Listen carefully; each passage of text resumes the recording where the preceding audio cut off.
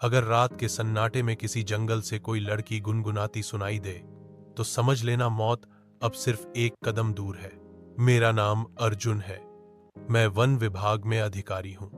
कुछ महीने पहले मेरी पोस्टिंग राजस्थान के एक वीरान गांव में हुई, जिसके पास ही था एक खौफनाक जंगल कालाबन। गांव वालों ने पहली रात ही चेतावनी दी, साहब, सूरज ढलने के बाद वहां मत जाना, वहां चंपा रहती है। लेकिन मैंने इन बातों को डरावनी लोक कथाएं मानकर अनदेखा कर दिया। फिर एक रात 2 मजदूर जंगल में खो गए। मैं उन्हें खोजने अकेला निकल पड़ा। जैसे ही जंगल में दाखिल हुआ, हवा थम गई, पेड़ सन्न हो गए और टॉर्च की रोशनी में एक परछाई उभरी, एक औरत सफेद साड़ी में, उल्टे पैर और लाल जलती आंखों के साथ। उसने मेरी तरफ देखा और बोली, जो मेरी आंखों में झांकता है वो फिर कभी अपनी आंखें नहीं खोलता। मैंने भागने की कोशिश की, लेकिन जीप बंद हो गई, रास्ता गुम हो गया और हर दिशा से बच्चों की हंसी आने लगी।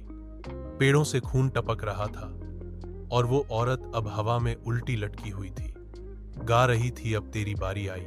कहते हैं वो चुड़ैल कोई और नहीं बल्कि वही चंपा है जिसे कभी गांव वालों ने जिंदा जला दिया था। अब वो हर रात अपनी पीड़ा दूसरों में बांटती है। सुबह मुझे गांव वालों ने जंगल के बाहर बेहोश पाया, पर मेरी जीप, मेरा हथियार, सब गायब था। आज भी लोग कहते हैं हर रात कोई अर्जुन नाम लेकर जंगल से चीखता है, मुझे बाहर निकालो।